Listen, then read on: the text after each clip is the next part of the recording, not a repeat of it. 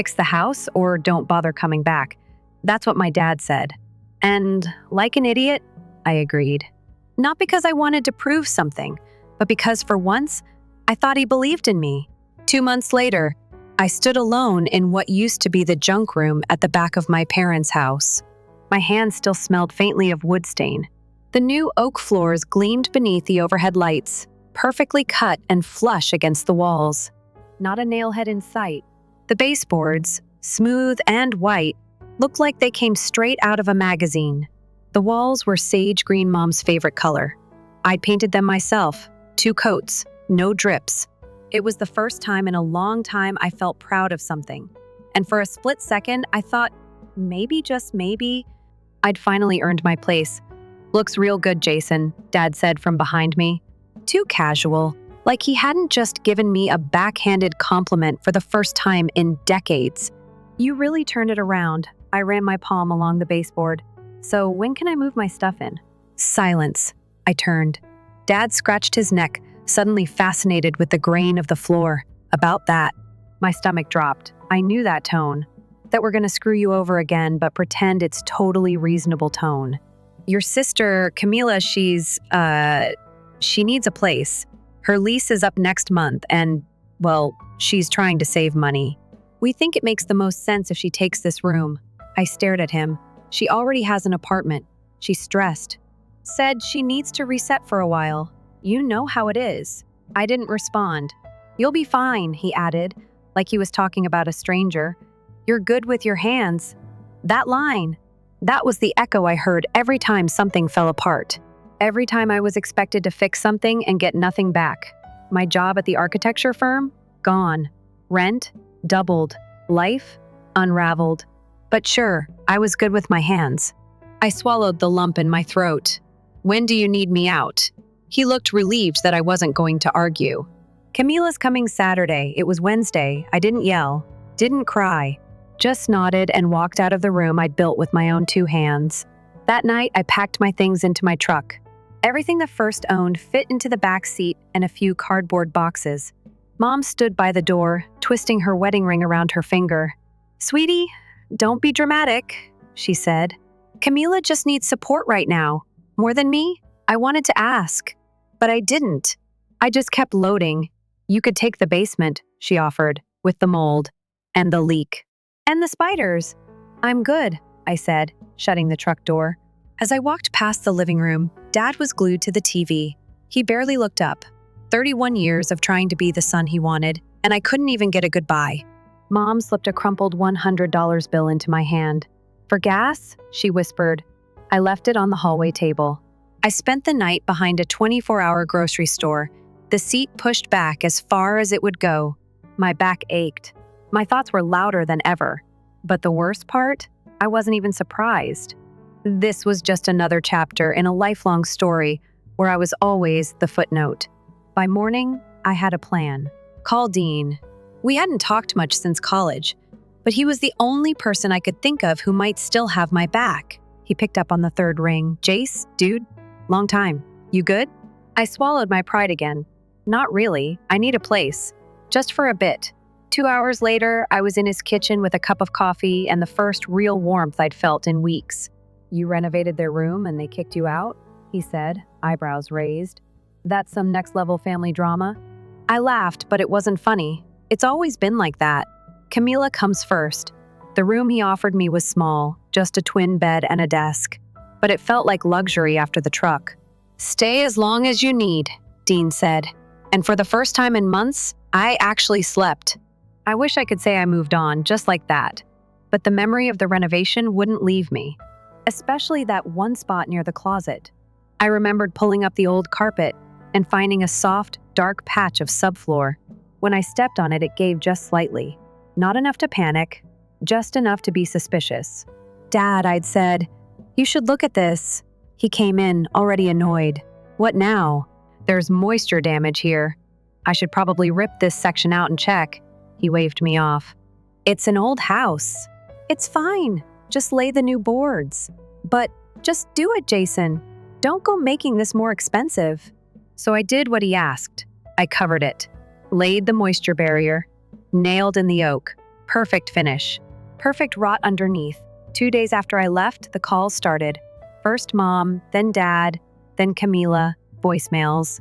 The room smells weird. We can't breathe in there. Did you do something during the renovation? I ignored them. Let them panic. Until Mom's 7th call. It smells like something died in there, she whispered. We had to book a hotel. Please, Jason, please come look. I should have laughed. The irony. They kicked me out, and now they couldn't even stay in their own house. You should check under the subfloor, I said flatly. I warned Dad about it. Can't you just come? Call a contractor? I hung up. Text came next. Dad, we need you to check the room. Camila, Mom's been coughing nonstop. Dad again, whatever you did, you need to fix it. Camila, the contractor says it's black mold. It'll cost $8,000 to fix. Mom, sweetie, we can't afford that. Camila, you've always been jealous of me. Is this revenge? Jealous? I warned them. I begged to fix that floor the right way. I was the one who worked on that room every night after they went to bed, who drained his entire savings account for materials, who gave them every chance to do it right. And now, it was somehow my fault? Nah. Let them deal with the consequences of ignoring me. Again. 5 days. That's how long I held out. 5 days of voicemail after voicemail, texts stacking up like unpaid bills. Guilt didn't get to me. Neither did the begging. It was the silence that finally pulled me in when the messages suddenly stopped. I knew my parents. They didn't quit. If they'd gone quiet, something was either very wrong or very calculated. So I drove back. Didn't tell Dean. Didn't tell anyone. Just parked a few blocks away, waited until I saw their car pull out, and used my old key. They hadn't even bothered to ask for it back. That told me everything. The moment I opened the door, the smell punched me in the face. It was thick, rotten, like wet drywall, mildew, and something darker, like decay. I gagged, pulling my hoodie up over my mouth. Even through the fabric, it clung to my throat. I walked straight to that room. The floor, once smooth and golden, had been ripped up in places, slats pried loose and stacked awkwardly in the corner. My work, trashed. A hole yawned near the closet where the boards had been torn up, revealing the worst-case scenario. The subfloor was black, not stained black, mushy in spots, glistening with moisture. The smell was coming from there. I crouched and ran my fingers along the edge. Wet, sticky, and unmistakably mold. I leaned back on my heels, stared at it, and whispered, "Told you." The drywall near the baseboard was bubbled and flaking. Mold had spread upward, thriving in the sealed space between floor and wall. Like a sickness hiding just beneath the surface, waiting to breathe. They thought I'd done this? I'd warned them. Hell, I practically begged to tear that spot out and replace it. Dad had waved me off like I was annoying him, told me to stop running up the bill. Now he'd be lucky if the remediation didn't crack 5 figures. The front door opened while I was still kneeling there. Jason? I froze. My stomach clenched as Dad's voice echoed down the hall. Gravelly. Weak. I stood slowly. No point hiding. He rounded the corner and stopped dead when he saw me. His face, man. I'd never seen him look like that, hair uncombed. Shirt half tucked. He looked old. What are you doing here? He asked, but the bite was gone. Curiosity, I said, gesturing to the open floor. Wanted to see the disaster. He stepped forward, sniffed the air, and winced. Can you fix it? Just like that. No, I'm sorry. No acknowledgement that I warned him. Just, can you fix it? I shook my head. No. You need professionals. The entire subfloor is compromised, probably from a long-term leak. Could be the foundation, but you can fix it, right? He pressed. Like before. I stared at him, really looked. For the first time, I saw the desperation behind his eyes. Not for me, but for the room. For what he wanted from me. You said I couldn't stay. Remember? I said quietly. His expression soured. That was 2 months of work. My money, my time. And the second I finished, you gave it away. Now you want help? We'll let you stay. For real, this time, I laughed. Not a friendly laugh. The kind that tastes bitter on the way out. You kicked me out the minute I had something finished. And now that it's rotting from the inside, suddenly I'm family again? That's not fair. You're right, I snapped. Fair would have been you listening to me. Fair would have been honoring your promise. Fair isn't your strong suit, is it? His voice rose. We gave you a place to stay. You gave me false hope. I cut him off. And when it didn't serve you anymore, you tossed me. Just like always. I didn't wait for his response. I walked past him toward the door. If you walk out, he started. I already did. You just didn't notice. Back at Dean's place, I didn't say much. Just sat on the edge of the bed, staring at the floor. My phone buzzed nonstop that night. Mom, Camila, even my aunt, all of them singing the same song, help us, fix it, be the good son. I didn't answer. 2 days later, I got a Facebook tag from a cousin I hadn't seen in 3 years. Some people will sabotage their own family just to feel important. It didn't say my name, but it didn't have to. Suddenly, I was the villain in the group chat. Mom had spun a neat little story about how I'd done shoddy work, refused to take responsibility, and left them with thousands in damage. She even claimed I used materials they paid for, that I ran off with their money. Bullshit. I blocked them all. Work became my lifeline. Dean pulled a favor with a friend who ran a small design studio. They needed someone to help with architectural drafting and space planning. It wasn't glamorous. The pay wasn't great, but it was work. And for the first time in a while, I started to rebuild. I saved. Took the bus instead of driving to conserve gas. Ate eggs and rice for a month straight. Didn't complain. Just focused. Until the emails started. First one from Dad's office account. Then another from a burner Gmail. Then another with the subject line in all caps, help your family. Each one more dramatic than the last. Your mother is heartbroken. The damage is worse than we thought. You need to take responsibility. The insurance won't cover it. They're saying it was your negligence. I set up filters to auto-delete anything with family or mold in the subject line.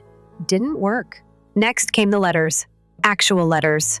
Slipped under Dean's apartment door while we were at work. Scribbled in Dad's tight, angry handwriting. We just want to talk. Be a man. Don't abandon your blood. I burned them in the sink. 3 weeks later, I got a call from the front desk at work. There's a man here. Says he's your father, refuses to leave. My stomach turned cold. I told them to say I wasn't available. But 5 minutes later, there he was standing in the doorway of the drafting office. Hair slicked back, button down wrinkled. We need to talk, he said, loud enough for heads to turn. I let him outside before he caused a scene. What do you want? I asked flatly. He looked thinner, paler. He hadn't shaved in days. I didn't recognize the man in front of me. This has gone on long enough. For who? Your mother's sick. Camila had to move again. The house still isn't fixed. Not my problem. It is your problem, he snapped. You're the one who what?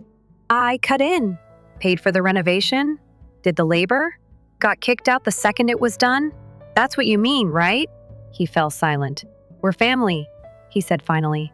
Like that word was some kind of magic spell. No, we're related, I corrected him. There's a difference. And then I turned and walked away. You'd think that parking lot conversation would be the last straw. You'd think telling him, to his face, that we weren't family anymore would have shut the door for good. But people like my father don't hear no. They only hear not yet. 2 weeks passed. I kept my head down, focused on work, kept to myself. Every day I left early and came home late, quietly grateful for the dull rhythm of progress. Then, early one Saturday, it happened again. Bang, bang, bang. The sound rattled the front door. Dean and I both shot up. I glanced at the clock. 7:02 a.m. Who the hell? Dean grumbled, pulling on a hoodie. My stomach sank before I even reached the door. I knew. I didn't need to look through the peephole. I already knew who it was. I know you're in there, Jason. Dad's voice thundered from the hallway. I stepped back, pulse rising. Dean opened the door just wide enough to block the entrance. Calm but firm. Mr. Rivera, he said, cool as ever. You need to leave. This is between me and my son, Dad growled. Dean didn't flinch. Your son, who you kicked out after he renovated your house. Your son who told you not to come here. You're trespassing. Leave now or I call the cops. For a moment, it was like watching two wolves square off, but only one of them had anything left to lose. Dad's expression twisted into something I didn't recognize: rage. Sure, but under that, panic. Desperation. This isn't over, he snapped before storming down the hall. Dean shut the door with a quiet click. You good? He asked. I nodded, though I didn't feel it. The next week, I found my own place. It was a tiny one-bedroom in a neighborhood that still had payphones on the corners. The walls were thin, the carpet was ancient, but it was mine. No one could take it away from me. I bought a second-hand coffee table, a couch that creaked, a lamp that buzzed when you dimmed it. Nothing matched, but every piece felt earned. Built, not handed over. That made it beautiful. The silence was unfamiliar, but peaceful. For the first time in my life, I started thinking about what I wanted, not just what I was running from. I picked up more work from the design studio. Nothing big, but steady. And slowly, I began to piece together a routine, a real one. I even started sketching again, not for clients. For me, that was new. 6 months passed. I hadn't spoken to my parents since the morning Dad showed up at my office. Blocked numbers. Emails deleted. Letters tossed without opening. It was quiet. Blissfully so. Until I ran into my cousin Maya at a coffee shop.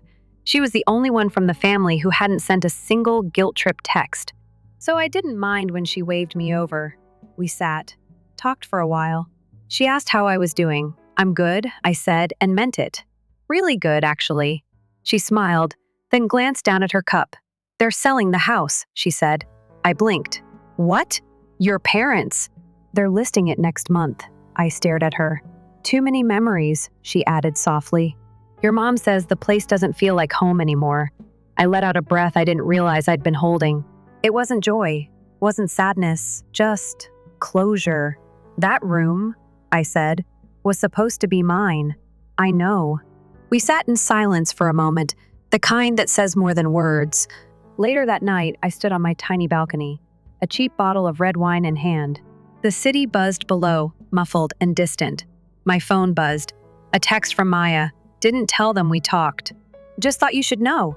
The house isn't selling. No offers. The mold's back. I stared at the screen. The mold was back. Of course it was. You can't cover up rot and expect it to stay gone. You can't paint over problems and call it fixed. That house was a metaphor for them. Pretty on the surface. Rotten underneath. I didn't respond to Maya, just sat there and let the cool air clear my head. I realized something, then something important. My life didn't fall apart when I walked away. It started. For years, I'd been patching things, gluing myself into cracks, fixing what others broke and hoping they'd finally love me for it. But they never would. Because people who treat love like a reward, only hand it out when you perform, don't really know how to give it at all. I wasn't their son anymore. I was their tool. And I'd stopped working. Work got better. My boss trusted me with bigger projects. I met new people, started going out again, laughed more. Dean introduced me to a friend of his girlfriend's. We clicked.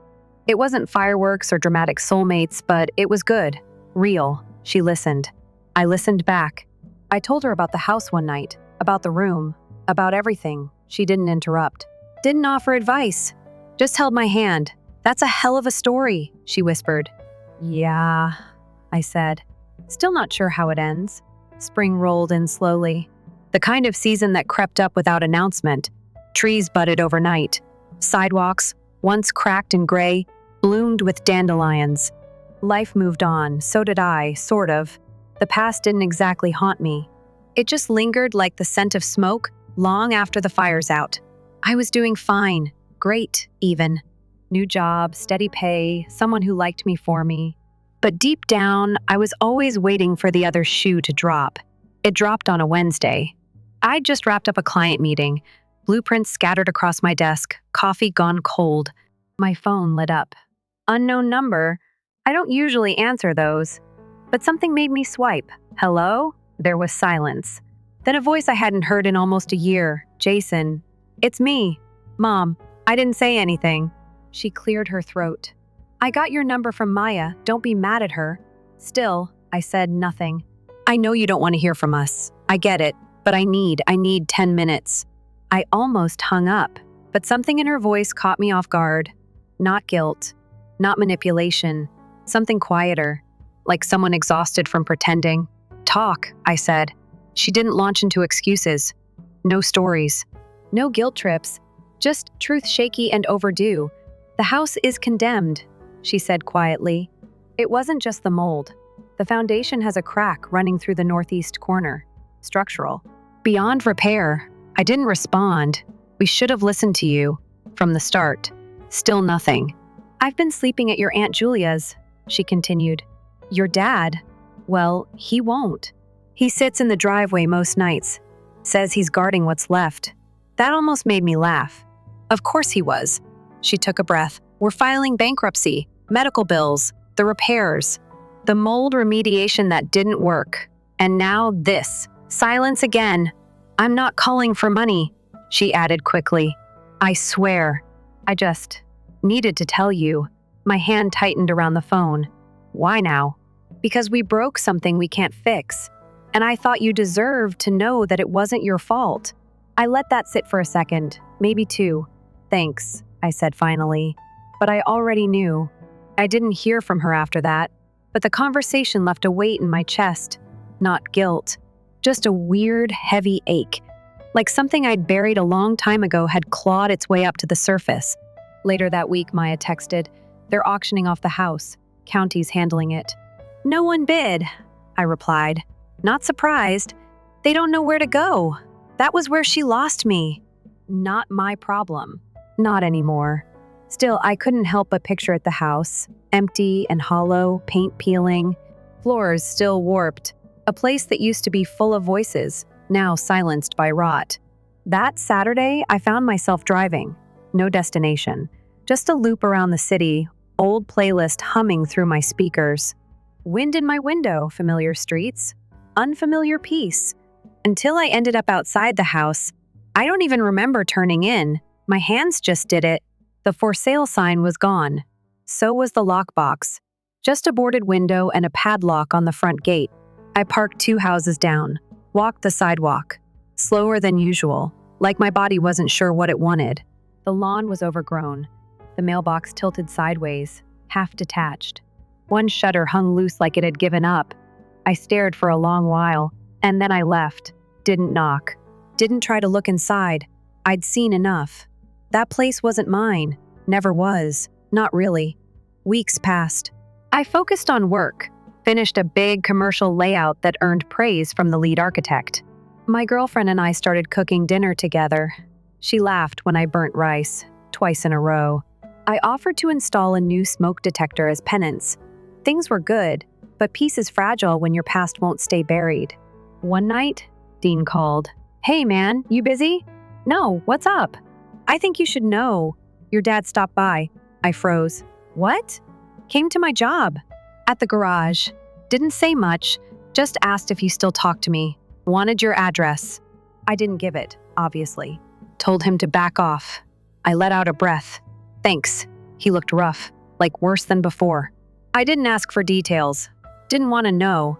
Just wanted to keep you in the loop, Dean said. Watch your back, all right? That night, I couldn't sleep. I lay in bed, staring at the ceiling fan turning slowly. My phone buzzed on the nightstand. Another unknown number. I silenced it, let it ring out. Then it lit up again. Same number, and again. By the 5th time I picked up, I said, "Stop calling me." I snapped. But the voice on the other end wasn't my father's, it was Maya. "Jason, don't hang up. He's here." "What?" "Outside my house, yelling, crying. I don't know what to do." I sat up. "Call the cops." I tried. They said he hasn't broken any laws yet, just trespassing if he doesn't leave. I rubbed my face, the ache between my eyes building. What does he want? You. He's screaming your name like it's a prayer. I drove over, not because I owed him anything, but because sometimes you have to look a ghost in the face to know it can't hurt you anymore. He was sitting on Maya's front steps, legs spread, head in his hands. When my headlights hit him, he didn't even flinch. I got out, left the engine running. "Jason," he said, looking up. He was thinner, grayer, a shell. I just wanted to talk. "We've talked," I said flatly.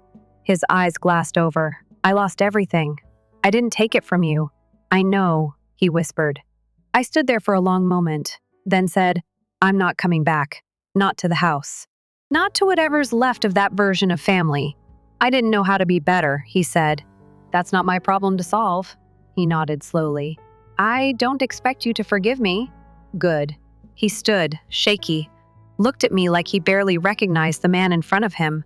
You look different, I am. And then I turned, got in my car, drove away, didn't look back. The next morning, I woke up with a strange calm in my chest. No knots, no pressure. Seeing my dad like that, the man who once controlled every room he entered, slumped on Maya's steps, like the past, finally broke him. It didn't give me joy, but it gave me peace. He couldn't touch me anymore. That realization sat with me like warm sunlight on cold skin. I made coffee, opened my windows, turned on some old music I hadn't listened to since college, let it play while I cleaned. Not because things were messy, but because I wanted to make the space mine. Control what I could, let go of what I couldn't. A week passed, no calls, no texts, nothing from him. Then, on a quiet Thursday morning, I got an email from a name I hadn't seen in over a year. Camila. Subject line. Just read this, please. For a second, I hovered over the delete button, but curiosity won. It was short. No drama, no guilt, just raw. I didn't understand how bad it was until the house was gone. I thought I was the one being left behind. But now I see you were the one always reaching back to pull us forward.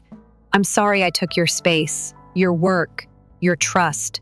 You deserved more. I hope you're okay. Cam, I read it twice. Not forgiveness, not reconciliation, but maybe the first honest thing she'd ever said to me. I didn't reply. I wasn't angry, just done. Some bridges weren't meant to be crossed again. But it felt good to know at least one person had finally seen it clearly. Things picked up at work. The firm asked me to lead a mid-sized project, a mixed-use development, just outside the city. It came with a team, real responsibility, and my name at the top of the renderings. My boss stopped by my desk one afternoon and said, "You've got a good eye for balance, Jason. That room you designed? Everything just fits. Balance. That word hit different." I smiled and nodded. But later that night, I thought about it again. Because that's what I'd been chasing for years, wasn't it? Balance. Between who I was and who they wanted me to be. Between loyalty and self-worth. Between the son they expected and the man I'd become. Now, for the first time, it didn't feel like a tug of war. My apartment started to feel like a real home. It wasn't fancy. Still had its creaks and quirks. But there was no mold beneath the surface. No promises waiting to break. My girlfriend brought over a potted plant, some kind of fern I kept forgetting the name of. "Plants are therapy," she said, placing it by the window. I didn't correct her. Just watched the way the sunlight hit its leaves. The room felt warmer. We started cooking together more often. She teased me about my terrible knife skills. I teased her back for always burning the toast. Simple stuff. Real stuff. Then, one afternoon, I came home and found a manila envelope at my door. No stamp, no name, just taped to the knob. I opened it cautiously, expecting another letter from Dad or some legal notice from the county. But it wasn't either. Inside was a folded sheet of paper and a small metal object. A house key. The note was in my father's handwriting, shaky, barely legible. "We left it to you, whatever's left." I didn't know how to say it in person. "I'm sorry." "Dad," I sat on the couch for a while, just holding the key. It didn't feel like a gift. It felt like surrender. The address was listed in the top corner of the envelope, a small town 2 hours away. Not the original house, but a foreclosure they must have bought when the old place was condemned. Probably dirt cheap, probably falling apart. Part of me didn't want to see it. But a bigger part of me needed to. Not for them. For me. That weekend, I made the drive. The road narrowed the farther I went, passing through stretches of farmland and old gas stations with rusted signs. The sky opened wider out here. You could see the curve of the earth. When I pulled up to the property, I didn't expect much. And it delivered exactly that. Single story. Peeling paint. A porch with a tilted railing. Weeds everywhere. The door stuck when I pushed it open, groaning like it hadn't moved in weeks. But it was quiet. Still. I stepped inside. The air was musty but not foul. No mold, just dust and time. The place looked half-packed boxes labeled kitchen. Books, CAMS room scattered across the living room. No sign of anyone, just abandonment. I wandered through slowly, and when I reached the back bedroom, I froze, because sitting in the middle of the floor was a familiar box. My old toolkit, the one I'd left behind after the renovation, the one I thought they'd thrown out or pawned off, taped shut. I opened it. Everything was still there, neatly placed, clean. It didn't make sense, but somehow that hit harder than anything. I stood in that room for a long time staring at those tools. My fingers brushed the handles like they were memories instead of metal. Every scrape, every dent, a mark of where I'd been. I wasn't angry, just tired. Tired of fixing things that were never mine to begin with. But maybe, just maybe, I could build something new here. Not for them, for me. The house sat silent for days. I didn't go back right away. Left the key in a bowl by my front door like a maybe. I still wasn't sure what the note meant. We left it to you. A peace offering? A trap? A cry for help? Didn't matter, really. Because I wasn't interested in fixing their lives anymore. But that place, the quiet house with the tilted porch, the air full of dust and echoes, it wasn't about them. It was the first thing they ever gave me without conditions, and I had a choice. A week later, I drove out again, this time with a cooler full of food, a set of sheets, and a toolbox. I spent the weekend there, alone, no calls, no noise. I opened the windows, let the air breathe. I swept the floors, cleared the porch, tightened the loose railing. Nothing fancy, just small, honest work. The kind that doesn't ask for applause. There were no ghosts here, just stillness. And maybe that's what healing feels like, not loud or dramatic. Just space. I didn't quit my job, didn't leave the city, but I started coming back on weekends. Little by little, cleaned out the cabinets, repaired the screen door, sanded down the cracked paint on the bedroom window. It felt good. Strange how I used to beg for their attention for one kind word, one moment of pride, and now, here I was doing more for a house they abandoned than they ever did for me. But this wasn't for them. It was for the part of me that always wanted to build something permanent, something untouched by guilt or debt or silence. One afternoon, while painting the living room, I found a box tucked behind an old bookshelf, unmarked.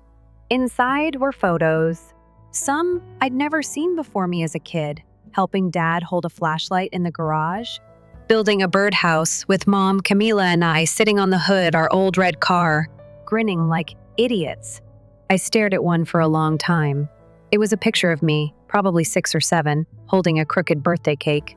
My dad's hand was on my shoulder. I was missing a front tooth, smiling wide anyway. We looked happy, or at least trying to be. I didn't cry, but something softened inside. I didn't tell anyone about the house, not at work, not even Dean. Not right away. It was mine, private, sacred. The world didn't need to know yet, but when my girlfriend asked why I kept disappearing on weekends, I brought her out there. She stepped inside, looked around, and just nodded. "It feels peaceful," she said. I smiled. That's the goal. We spent the day planting herbs in mismatched pots, laughing at how bad we were at it. She called dibs on painting the kitchen. I didn't argue. For the first time in years, I wasn't surviving. I was living. One Sunday evening, I found a letter taped to the front door. No envelope. Just folded paper, rain speckled, held in place with blue painter's tape. It was from my mother. "I heard you've been fixing up the house. I don't expect forgiveness. But I want you to know I see you now. We failed you. Over and over. And still, you're building something better. That's who you've always been. I hope someday we can talk again. But even if we don't, I'm proud of you." I sat on the steps, the letter in my lap, wind tugging gently at the corners. And for once, I didn't feel like the boy they'd left behind. I felt like a man they never really got the chance to know. I didn't reach out. Not yet, maybe not ever. But something shifted that night. Not a clean break. Not some dramatic closure. Just peace. Not everything needs to be rebuilt. Some things can stay where they are. Lessons wrapped in quiet endings. Months passed. The house grew into itself again. Slowly. Room by room. I replaced the rotting boards on the porch, rewired the hallway light, restained the cabinets. Bit by bit, it stopped being theirs. It became mine. A place with no memories pressed into the floorboards, no ghosts tucked behind the drywall, just sunlight through the kitchen window, and quiet, and choice. One evening, while standing in the backyard, I looked at the house and realized something. It was never about revenge. It wasn't about proving anything. It was about me finally learning that I didn't need permission to matter, didn't need applause to be whole, didn't need their house to have a home, because I had built one with my own hands. And this time, there was no rot beneath the surface. It's been a year since that first drive out here. The city's still my home, but the house is something different. A retreat, a reminder, a monument to every version of me that once thought he wasn't enough. My parents sold off what little they had left and moved in with a relative in another state. Camila found work across the country. We don't talk, but we don't fight either. Sometimes that's as close to peace as you get. Dean visited once, looked around and whistled. "Damn," he said. "You built this?" I nodded. "Every inch." He smiled. "You finally got your room." "Yeah, I did. Not the one they promised. The one I made. I keep the original renovation receipt folded in the drawer by the bed, $3,700 scratched in pencil, faded now. Not because I want to remember what I lost, but because I want to remember what it taught me. People who love you don't give you ultimatums. They give you space to grow. They don't hand you moldy floors and call it generosity. They hand you tools and trust you to build something better. And if they don't, you build it anyway. Because no one else can tell you what you're worth. Only you and me. I'm finally on solid ground. Story 2, simply charge your card. Expecting me to cover the cost of his extravagant celebration, my brother made fun of me. I immediately departed. My phone was overflowing with texts an hour later. Sitting in my car outside the opulent venue, I could see the city skyline stretching before me, gleaming beneath the twilight sky. Children giggled and the music beat inside. The sounds of a lavish birthday celebration that I had unwittingly paid for. With a leisurely exhale, I fixed my tie. It was Lily's birthday tonight, my niece. And for years, I had acted as the kind uncle who paid for her clothes and education. This extravagant party, too. However, I was aware of how this evening would conclude. My younger brother, Jacob, had always been the star of the family. As I grew older, I was pushed to the sidelines as our parents lavished him with attention and admiration. It was he who was charming. The one who, since he only required a little direction, got away with poor grades, careless spending, and every error. However, I was supposed to take responsibility for picking up the slack. At the age of 38, I had established a prosperous job as a software engineer, making a good salary and serving as his financial safety net, as I had learned over the years. Jacob, meantime, had seized every chance that was presented to him. He had quit college, changed jobs frequently, and somehow persuaded me and our parents that his shortcomings were never truly his fault. When he was in between jobs, which was frequently, I had paid his rent. By the time creditors began phoning, I had settled his debts. Even his auto loan was co-signed by me. He never paid for it himself, yet he showed off his sleek BMW like a treasure. For Lily's sake, I told myself. Because her father failed to mature, she didn't deserve to suffer. In actuality, though, I had allowed it to go for much too long. The last straw had been a silent epiphany when looking through my bank statements one morning while drinking coffee. Over the years, I had squandered tens of thousands of dollars on Jacob, with little return on investment. A cent had never been returned by him. He had never called to express gratitude. I was not his sibling. His ATM was me, and I was going to confront that reality head-on tonight. I took a deep breath before getting out of the car and straightening my suit before entering the elegant banquet hall. Inside, the scene was just as outrageous as I had anticipated. Ice sculptures and crystal chandeliers. A group of children are amused by a hired magician. It all shouted money. However, I was aware that Jacob had very little money. Look who arrived at last. Jacob smiled as he greeted me, with a drink. He was wearing a pricey suit that was probably purchased with the funds I had given him the previous year.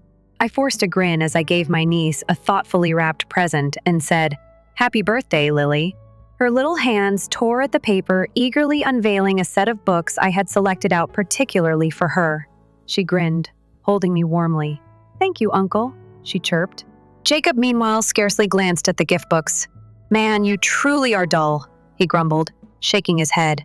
"You should have just handed her cash, like everyone else." I clenched my jaw, shrugging off the statement. It was nothing new. As the night proceeded, I found myself trapped into talks with Jacob's pals. Men I hardly knew, all feeding off his effortless charm. "So what do you do?" one of them questioned, swirling his whiskey. Before I could speak, Jacob leaned forward, laughing loudly. "Oh, my brother, he works tirelessly. No enjoyment, no social life. Spends the entire day in front of a computer, most likely still virgin." My hands balled into fists at my sides as the ensuing laughing reverberated in my ears. He was making fun of me in front of Lily and his buddies. This was my reward for allowing him to take advantage of me for years. I ought to have spoken out. I ought to have confronted him. Instead, I stood there with my pulse racing and my cheeks burning. He then sealed his doom. "Anyway, big bro, don't worry," Jacob went on, giving me a back pat. "I take it you're paying the tab tonight?" "As usual. Simply charge it to your card." Everything made sense at that point. I was not his sibling. His wallet was me, and I was finished. I said nothing at all. I ignored the bewildered mutterings behind me and just pivoted on my heel and left. I took my phone outside and quickly tapped a few buttons to freeze the credit card he had been using. I banned his number after that. The burden that had been on my chest for years suddenly disappeared when I pushed it aside. I was at last free, and Jacob was about to get a lesson. The weight of all I had just left behind made the air inside the automobile feel thick and heavy. I kept repeating what Jacob had said while tapping my fingers on the driving wheel. "Loser. No social life. I take it you're paying?" He had made fun of me in front of Lily, his buddies, and a whole room of people who were all laughing as though I were a walking money account. I had been ignoring the underlying animosity for years, telling myself that I was being a nice brother and assisting. But there I was, standing there as they made fun of me. At last, something broke inside of me. The quiet of my house greeted me like an old friend as I pulled into my driveway. I hadn't made choices for myself instead of Jacob in a very long time. However, that ended tonight. I immediately walked to my desk, opened my laptop, and began making calls. My bank was the first. Jacob had been using a second credit card, which I canceled. He said it was only for emergencies, although he had earned hundreds of dollars a month from dining establishments, nightclubs, and clothes shops. After that, I gave the school where I had been covering Lily's tuition a call. I couldn't continue to pay for her father's carelessness under the pretense of helping her, even if it wasn't fair that she had to endure it. I was forceful when I informed the administrator that I would no longer be paying the bills, but she paused. Jacob's wife, Kelly, could get in touch with me personally if she wished to resolve a conflict. Jacob, however, was finished. I reclined in my seat and gazed at the lengthy list of expenses I had covered for him over the years, including rent, auto maintenance, and trips. He had no right to take out debts that would never be paid back. I felt sick to my stomach when I saw the figure. In the tens of thousands, enabling for years of reciprocal disdain. I closed the laptop with a sense of closure that lingered in my chest. Within an hour, the first call was placed. It was first a text message from Jacob. "What the heck, dude?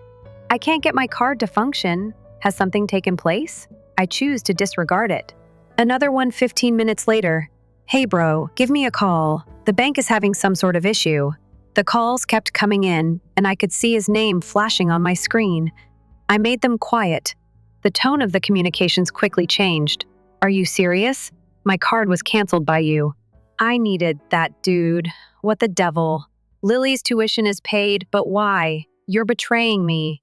Is your niece even important to you? The rage, the arrogance, the total incapacity to accept responsibility for his actions. He said it was everything right there. I didn't answer. Instead, for the first time in years, I turned off my phone and went to bed without worrying about Jacob's issues. I discovered even more missed calls the following morning, this time from my parents. I laughed resentfully. Jacob had raced directly to them, of course. I called them back after hesitating. I was well aware of the direction this talk would take. On the first ring, my mother answered, her voice piercing with annoyance. How could you harm your brother in this way? She made a demand. I inhaled slowly while maintaining a composed tone. What are you going to do? Stop buying his life, Mom, she yelled. You know he's struggling. You've always been there for him. What was different? It nearly made me laugh. What was different? Years of usage. Being treated like a joke for years. The only difference is that I woke up at last. I claimed that he assumed I would cover the cost of his whole party when he called me a loser in front of a large crowd. That's what was different. She paused, long enough for me to know she wasn't taken aback. Honey, she said, her voice softening in that familiar, cunning way, you know how Jacob is. Half of what he says is untrue. He's fair. He is merely self-centered. I finished funding it after I cut in. Lily is being punished by you. She made the accusation. That was the only part that truly hurt, and it made my stomach turn. Lily was important to me. She has nothing to do with this. No, I answered firmly. I informed the school that if Kelly wanted to chat, she may get in touch with me. I'll find a way to aid her if she needs it with Lily. I won't give Jacob another penny, though. My mom sighed in frustration, as if she was worn out from putting up with me. You've been so aloof all along. He is your sibling. You are needed by him.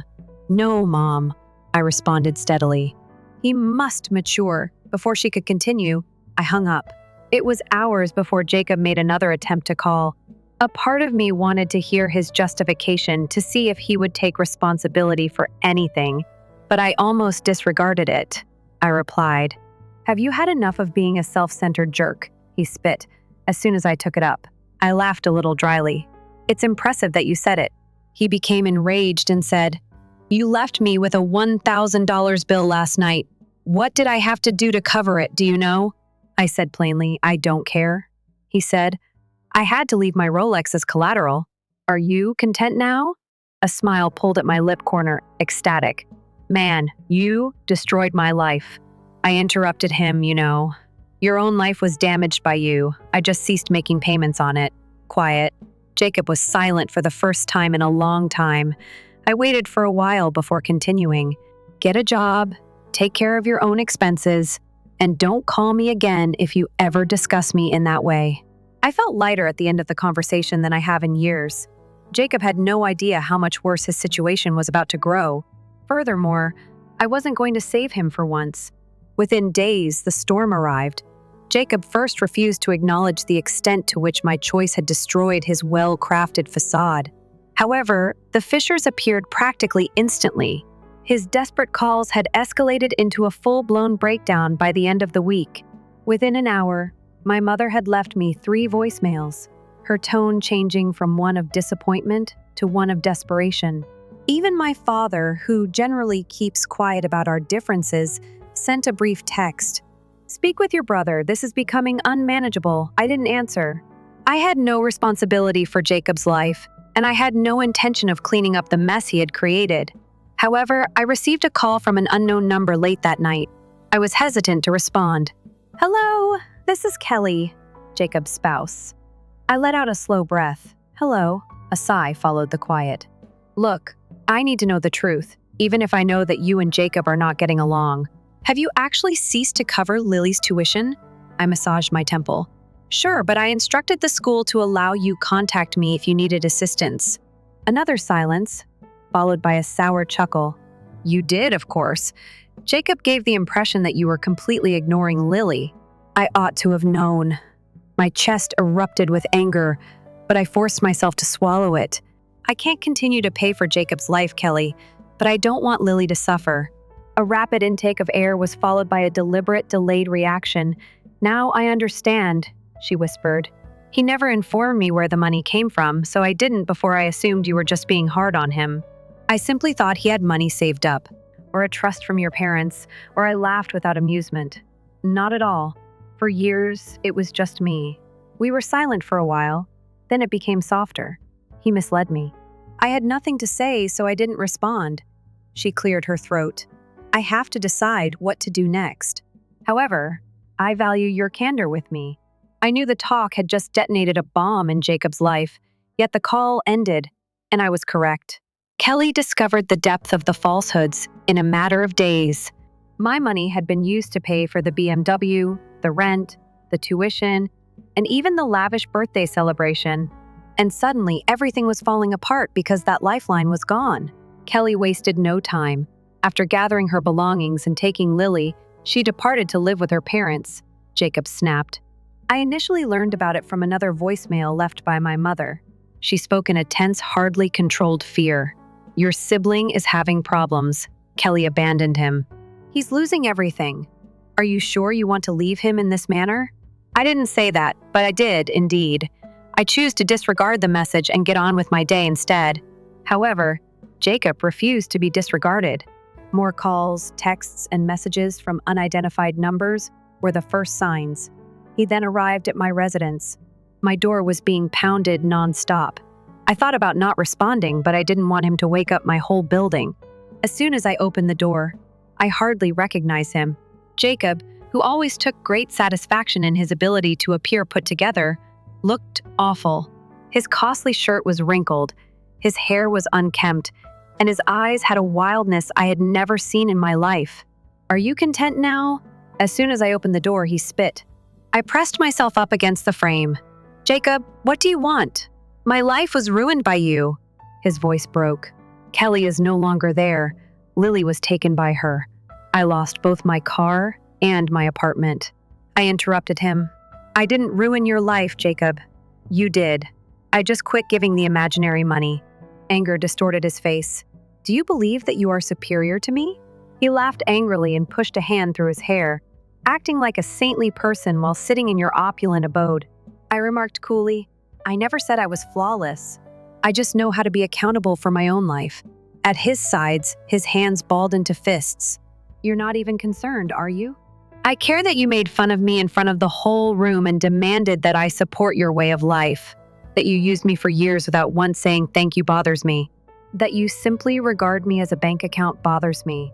I wasn't finished, but his mouth opened. However, I'm no longer interested in correcting your errors. It's your responsibility. His bluster faltered for the first time since the conversation began. His shoulders drooped little as his gaze slid away. His voice was softer this time, but he added, just help me one last time. I promise to reimburse you, just enough to get me back on my feet. I shook my head and let out a breath. Jacob, no. His wide, incredulous gaze jerked back to me. Will you actually let me fall? I looked him in the eye. You fell already. I simply stopped snagging you. We were silent for a long time. Then he turned and left without saying another word. The quiet was short-lived. My parents weren't the kind to overlook things, and Jacob wasn't the kind to silently take the consequences. The calls continued. Each one is more pressing than the others. I ignored them at first, but one evening, after a particularly tenacious run of messages, I eventually picked them up, preparing for the worst. This has to be fixed. My mother's harsh, accusatory voice could be heard. I breathed out slowly. What should be fixed? As if it were the clearest thing in the world, she yelled, Jacob, he's lost everything. He's barely making ends meet. He is your sibling. She stuttered as though she couldn't believe my lack of interest as I stroked my temple. He's having trouble, and you're doing nothing except sitting there. Family doesn't operate like this. I tightened my jaw. It's funny. When I was taking care of all his issues, I don't recall anyone coming in to assist me. The tone of my father's voice became more controlled and piercing. Son, it's gone far enough. He is your younger sibling, he aired. However, you don't just leave your family. I laughed resentfully. It's impressive that you said it. Jacob was never abandoned by you, but each time you choose him over me, you really did forsake me. Between us, the words weighed heavily. After a period of silence, my father let out a harsh exhale. It's unfair. No, each time he made a mistake, I confronted him. It was me that cleared his mess. I was always instructed to take responsibility when I needed help. I covered his rent, his vehicle, his daughter's schooling, and even his fucking birthday celebrations for years. What did I receive in exchange? Mockery, disrespect. You have no right to label me the villain. I've talked enough at last. You're being unkind. With a frustrated tone, my mother spoke. Our basement is where he resides. He has nothing. He is wretched. I sneered. And who is to blame for that? One more quiet. Eventually she responded, "You don't get it. This is just how chilly you've always been. Jacob's heart was never yours. You've never been as sensitive as he is." I laughed without humor. Correct. Jacob has sensitivity. Though he treats people like trash, he is sensitive enough to expect everyone to save him. Is your sibling even loved? She fired back. I squeezed the phone tighter and closed my eyes. I loved him. I really did. However, love is not an excuse to treat others like trash. Love isn't allowing someone to take advantage of you until you're completely gone. My dad let out a sigh. That's it then? You've just moved on from him? I will no longer serve as his safety net. Now my mother's voice grew quieter. Lily, too. You're simply going to leave her with my chest constricted. They realized that was the only card they had left to play. No, I said after a pause. For her, I have already established a college fund. She's been taken care of by me. However, that money does not pass through Jacob. He receives nothing. As I realized that I wasn't bending this time, I could hear my mother's breath catch here. Family shouldn't be like this, she said. I let out a breath. It's not, but I'm not at fault for that. Before she could continue, I hung up. This was the first time I didn't feel bad. It must have occurred to Jacob that my parents would not persuade me to reconsider, because he arrived at my office a week later. He was unkempt, leaner than I recalled, and had heavy bags under his eyes when I saw him through the glass door. His posture was devoid of the typical haughtiness. I thought about phoning security, but I decided to go outside with my arms crossed instead. His voice was scratchy as he said, "I need to talk to you." I let out a sigh. "You've got 2 minutes." He swallowed and looked about as though he were being choked by the burden of standing here pleading for assistance. "I'm screwed up." I raised an eyebrow. "You don't say." He rubbed the back of his neck and shifted uneasily. "I simply didn't anticipate things being this terrible. Kelly is no longer there. Lily is not visible to me. I no longer even own a dang automobile." I remained silent and waited. He let out a breath. "Man, I just need a little assistance. Only enough to leave my parents' house. I'll get back on my feet, I promise." I cocked my head as if you had promised to reimburse me for all the previous instances. He winced. "It's different this time." I gave a head shake. "No, it isn't." He tightened his jaw. "That's it then? Really, all you're going to do is watch me suffer?" I looked into his unwavering, steady eyes. "No, I will finally allow you to be in charge of your own life." At his sides, his hands clenched into fists. "What a self-centered jerk you are." I grinned. "Nevertheless, I was the sole reason you had a place to live for years. It's funny how that operates." Anger distorted his face, but he had no retaliation. "I'm done, Jacob," I stated in a composed tone. "Do you wish to make your life better? Take care of it yourself. Do you want Lily to get employment? Show Kelly that you are a good parent. I'm not going to solve this for you, though." His eyes blazed with hatred. However, something else was also present. Something unprocessed. Something ambiguous. He had no safety net for the first time. He was left standing there in the cold as I turned and left. I didn't see him again after that. For ages and ages, months went by. I still didn't hear from my parents very much, but I did hear from Kelly on occasion. Without Jacob's carelessness, Lily was flourishing and depleting them. She had found a secure home with Kelly and her family. Jacob, at last, he collapsed. The last of his savings was destroyed. Lost a position at another job. After couch surfing for a while, he eventually accepted a job that was below his expectations, working as a bartender at a shabby establishment across town, and he had to stand alone for once. I never made contact. However, over a year after it all began, I received a text message from an unidentified number one day. Now I understand. I spent a lot of time looking at the message. Jacob was not corrected. He was certainly never going to be, but perhaps, just perhaps, he had begun to get it. I didn't respond. He had to figure out certain things on his own. In retrospect, I've come to see that love does not include taking on someone else's difficulties. Saving someone who is unwilling to rescue himself does not require you to sacrifice your own peace. It wasn't harsh to set limits.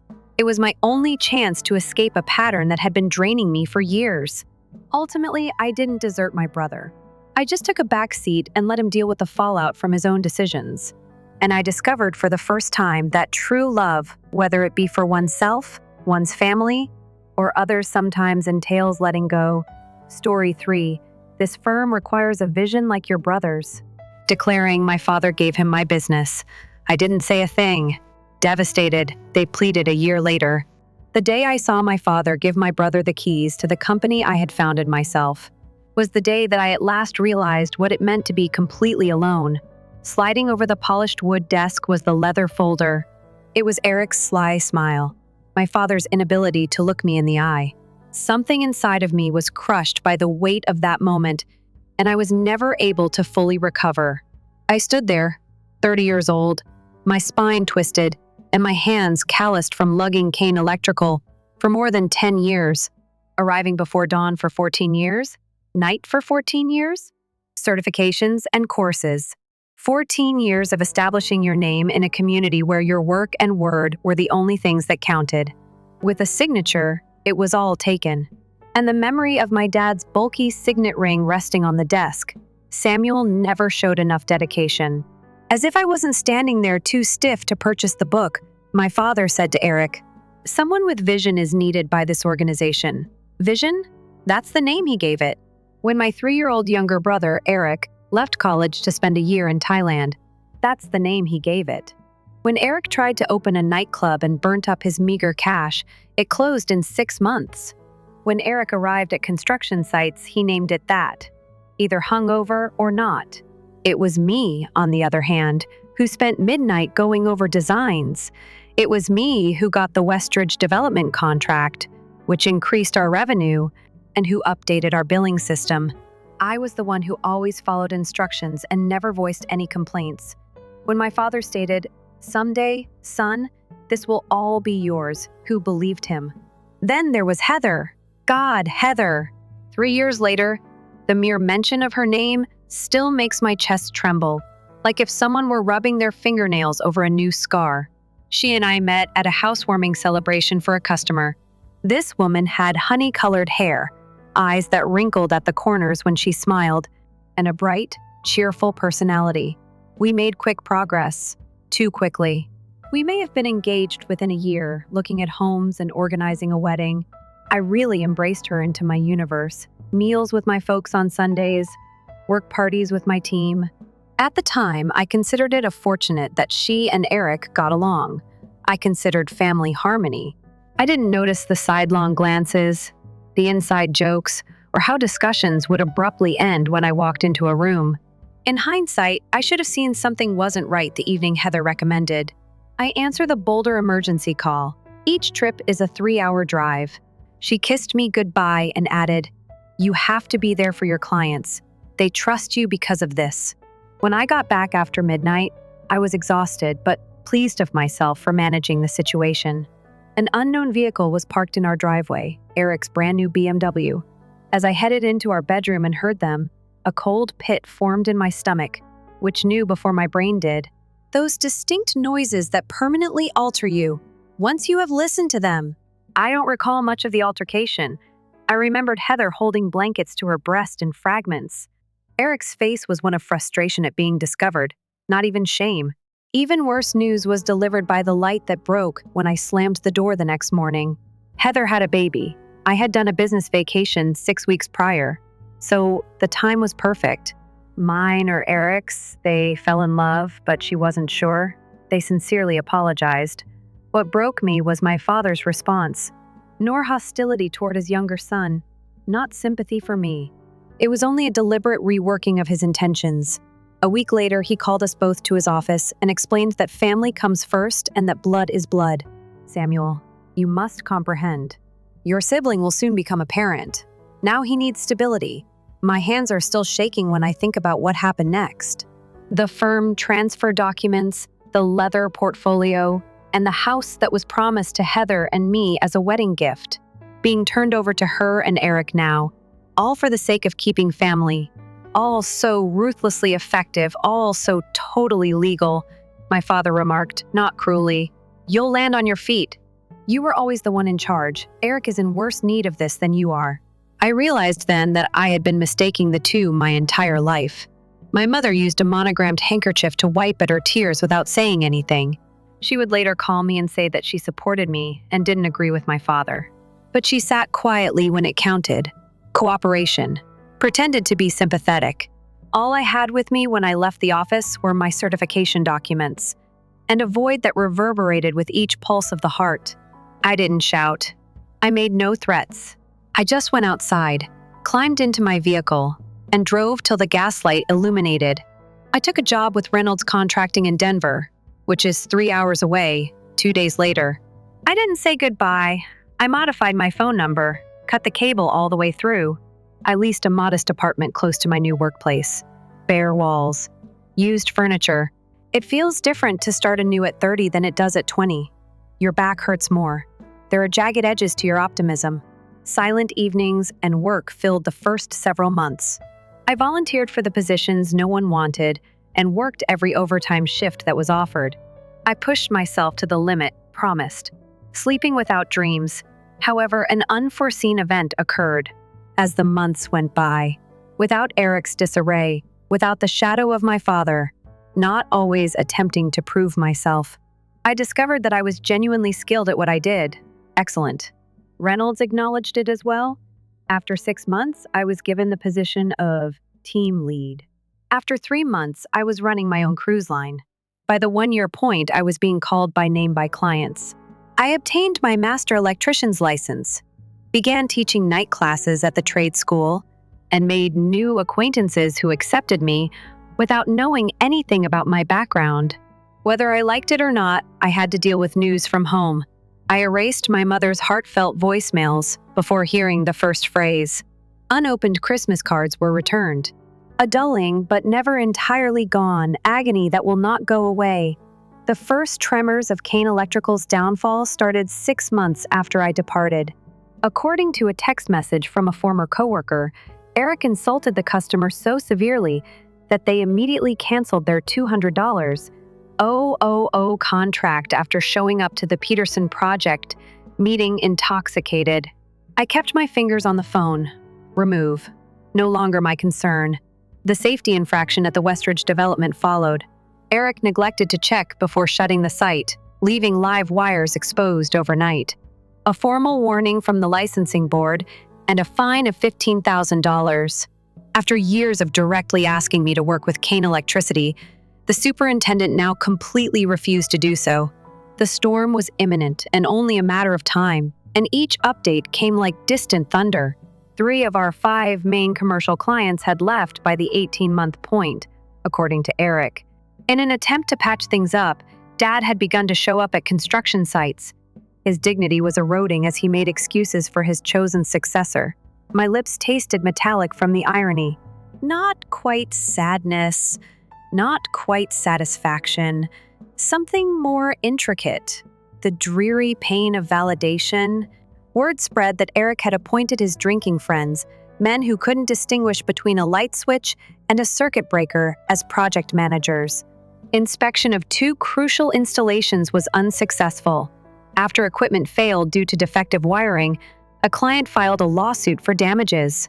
According to industry rumors, suppliers have begun to demand advance payments. The final no confidence vote. 1,000 cutbacks were killing the company I'd put my heart and soul into. All of them may be linked to the time my father determined I wasn't deserving of my birthright. The murmurs turned into frantic whispers during my 3rd year away. In order to pay off growing bills, my father had mortgaged their home. Eric had given up all pretense of expertise and was drinking freely on construction sites. They were reviewing the company license. Heather had finally left him after a 4th serious safety infraction, taking my nephew, their son, or maybe my own son, to remain with her sister. The paternity was never verified. Every bit of information hit me like a ton of stones. I couldn't identify the feelings that made my chest clench. I felt nothing and didn't desire a name. Amid other words, I experienced too much to pinpoint a single emotion amid the storm. Here, I was creating something fresh, demonstrating proper behavior to apprentices. Occasionally, but not seriously, I doubt. healing gradually. Then came the day I saw my father standing in the entryway of the partially completed office building when I looked up from a junction box. Older, somehow smaller. The stoop of a guy carrying too much has taken the place of the confident stance. My name cracked like thin ice between his lips as he murmured, "Samuel." My hands kept working carefully, fastening wires with the accuracy that had come to define me. Every copper twist serves as a meditation and a partition between my hard-won tranquility and his despair. "Please, son, 5 minutes." I gave my apprentice a nod to take a rest before turning to confront the man who had destroyed my entire world. The alterations were startling up close. Bloodshot eyes swirling with silent entreaties, gray skin pulled too tightly over cheekbones, hands that shook a little. I learned how to grip my first screwdriver from those calm hands. Something in me twisted. Not nearly sympathy. "You appear worn out." I spoke in a neutral tone. He tried to grin, but it never made it to his eyes. "Every day, your mother inquires about you." The weight of familial duty and the well-known manipulation, like a hand crushing down on the nape of my neck. I waited without saying anything. He said, "The business," and then cleared his throat. "We're having trouble. I'm sure you've heard." I nodded once the quiet stretched between us like a live wire. Eric made an effort. The lie hung awkwardly in the air as he spoke. He did. "However, it appears that he lacks your attention to detail. Is that the new name for it?" I spoke quietly, but with a steely edge. He winced and glanced down at his pricey shoes, which were now worn and scuffed. "The legacy of your grandfather. Cane men for 3 generations. He had given me the same speech since I was a child. The dual burden and gift of family history." I was mistaken. At last he spoke, the words tumbling heavily between our lips. Like stones into still water, 3 words fell into the void between us. "It's 3 years too late." Eric ran it into the ground. "We're about to lose everything. The business, the residence. Your mother's beside herself." My heart thundered in my chest, betraying me. I thought I'd remove this urge, this longing for him to finally notice me, realize my value. The approbation I'd pursued my entire life hung before me now, like bait in a trap. "I'll sign it all over to you," he continued, eyes shining with frantic hope. "Full ownership, no strings. Come back and save it, son. It's your legacy, too." My laugh astonished even me, hollow and pointy, scratching up from a deep, wounded place. "My heritage. Eric received my inheritance from you. Though once you choose him, it was no longer mine. I was wrong." He edged his voice in desperation as he admitted, "The greatest error of my life." He took a step closer, the bitter smell of failure blending with the old cologne. "Samuel, your mom cries at night. She is missing you. Both of us do." As usual, the guilt card was used with skill. My chest tightened as memories came rushing back. Sunday meals, fishing excursions, and infrequent displays of delight when I had mastered a challenging skill the father I had loved in spite of everything. "But this business," he said, taking advantage of my brief tenderness, "our family has owned it for 3 generations. It was made by your grandfather out of nothing. Is it truly possible to let it die?" Then something changed in my chest. Clarity, not forgiveness. The understanding that I had changed since leaving his office 3 years prior. His hunger for this man's acceptance had defined that guy. Something else characterized me. "Right now, it's dead already." Silently, I said, "The day you decided I wasn't good enough, you murdered me." His fingers were shaking as he sought for my arm. I took a step back, making little yet firm movements. "A line. Do you not see?" His voice broke. "I'm attempting to correct it. Son, I need you. No need for respect or affection. Simply necessary. Conveniently, you choose Eric over me." I informed him that every word was definitive and purposeful. "Now that it's required, you don't get to pick me." With my shoulders slumped under a burden I've decided to let go of, I watched him go. I slept better that night than I have in 3 years. The next setback was a text message from an unidentified number 2 weeks later. "We should discuss how your son, Heather, constantly manages to entice me back in." My stomach sinking into a bottomless pit, my hands shaking as I gazed at the screen. "Your son?" 2 words that completely upended my meticulously planned existence. The paternity test wasn't that complicated. The clinic's cheek swab. 2 weeks of introspection and restless nights, speculating about potential outcomes. The findings were released on a Tuesday morning. 99.8% likelihood. Louis Kane was 2 years old when I became his father.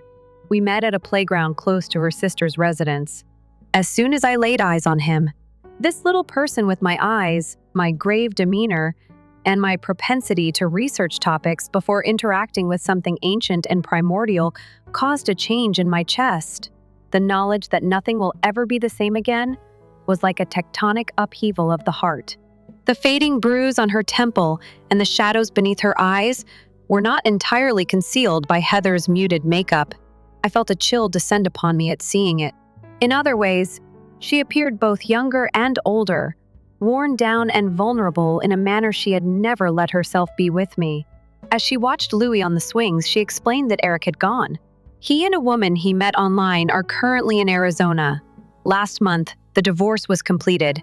Why inform me now? I posed the query that had been bothering me ever since she texted me. Why not? When did he get born? Her fingers twitched the strap of her handbag uncomfortably as she averted her gaze. Her voice caught as she murmured, I wanted to tell you. I could tell a mother knew Samuel as soon as I felt him kick. I paused, allowing her to finish. Eric changed and began drinking more after I told him I needed a paternity test. Her gaze shifted to the receding bruise and then back to my phone. We would lose everything if the kid belonged to you, he added. The house, the business, and the respect of his father. I clenched my jaw. So you gave me the impression, he cursed. After everything has calmed down, we conduct a test. Her voice trailed off as she intervened. Baxter now claimed that his father wouldn't ever need to know that we were able to work things out. However, after the kid was born, Eric began to experience issues at work. Stop. Her eyes were wiped. He persuaded me that maintaining the status quo was simply more convenient. It would be pointless to ruin everyone's life by informing you. For nothing. Flatly, I repeated. My son was worthless. Echoing my father's admission, which came too late, she muttered, I was wrong. It felt unfixable by the time I realized how utterly mistaken I was. How do you let someone know that you haven't seen their child in more than a year? Tears filled her eyes as they finally met mine. After that, Eric became aggressive. I was unable to. I had no idea how to make that word easier. The route of least resistance that had shaped my family's decision, making terrain into a treacherous one. However, I sensed something my father had never provided beneath Heather's words. Sincere regret, muddled by anxiety. As my son went down the slide, I saw him laugh. My son, who was conveniently kept away from me. My son was in need of me. Eric was gone now. Perhaps we might try again, I reasoned. For Louis' sake, Heather took a risk and touched my hand. Samuel, we got along well. I no longer felt anything at all from the contact that used to make me tingle. Tomorrow, I'll be hiring a lawyer. My gaze remained fixed on Louis as I spoke. We'll figure out support and custody, lawfully, in the right way. Samuel, one interrupted her to say, I'll be a father to him, the greatest dad I can be. But, Heather, you and I are done. Since the night I discovered you with my brother, we have been done. In the months that followed, I made a life that could accommodate Louis, changed to a managerial role with more consistent work schedule, discovered a 2-bedroom apartment next to a park, constructed a bedroom for him that had a nightlight that projected stars onto the ceiling and dinosaur stickers on the walls. He was mine on Wednesday nights and every other weekend. We developed rituals, like as tales before bed and pancakes on Saturday mornings, little holy rites that started to mend something in each of us. Vanessa, a commercial architect with a sharp sense of humor and perceptive eyes, and I met her at a suppliers conference. Our connection grew gradually and methodically. I had changed where you are. Yes, but also more forthright about my needs and desires. I knew exactly where we were going by the time I presented her to Louis. A year after my father's arrival, the last altercation took place. Eric unexpectedly and uninvitedly showed up at my employment site. Wild-eyed and thinner, he exuded the frantic vitality of a guy who was running out of alternatives. So, he yelled, we're shutting next month. Dad's heart attack was minor. To cover her medical expenses, Mom sold her jewels. Everything is collapsing, and you're simply what? Living your life. Acting as though we don't exist. I refused to get sucked into his pandemonium and kept going over the designs. What I'm doing is just that. You could assist. If you so desired, you could save everything. I had a peculiar sensation of calm as I stared at my brother, actually looked at him. Eric, I'm not liable for repairing what you damaged. No more. Your family is involved. When he yelled, heads turned. No, I responded coolly. My family is Louis. I'm making Vanessa my family. Every day, the folks I've chosen pick me back. They are my relatives. Eric's bravado gave way to the terror below, and his face collapsed. I briefly had a glimpse of the younger sibling. I had assisted with homework, taught how to ride a bike, and shielded from bullies. I felt a twinge of regret for what may have been. I apologize, he muttered. Everything was damaged by me. Now I am aware of that. Too late, too little. The recurring theme in my connection with my family. But while I stood there, I came to a crucial realization. I didn't need their excuses anymore. It was their regret, not mine, that they had to bear. Eric, goodbye, I said, returning my attention to my task. Not mean, just the last one. One of my team came carefully up behind him. Is everything well, boss? I surveyed my life, my employment, my team, and the job site, constructed according to my specifications. Yes, I did say that everything is just as it should be. Through common connections, I learned 3 months later that Kane Electrical had permanently closed. After selling their home, my parents relocated to an Arizona retirement community.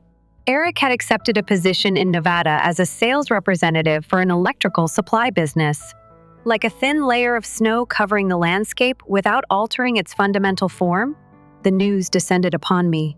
I just acknowledged that some chapters come to an unresolved finish without feeling any sense of victory or fulfillment.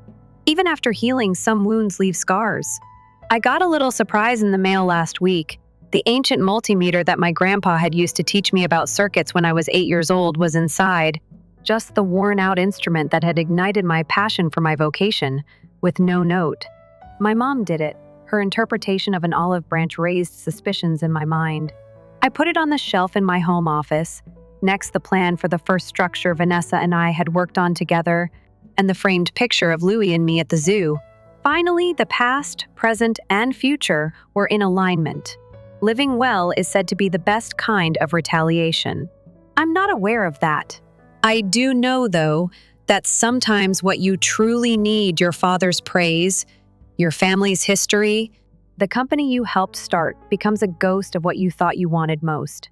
I needed to be appreciated, to be selected, to construct something genuine, something that a signature couldn't take away.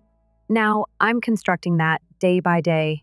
Furthermore, unlike the company my grandpa founded, its history cannot be betrayed or transferred in a leather portfolio. My love for Vanessa, the teachings I teach my kid, the homes I assist with wiring, and the apprentices I educate are all examples of this heritage. Every month, the solid physical weight of Vanessa's head on my shoulder, or Louis, resting on my chest replaces the phantom weight of carrying my family's expectations. Though some days I still wake up with it. I'll bear that burden. Thank you. It is liberating to carry that weight.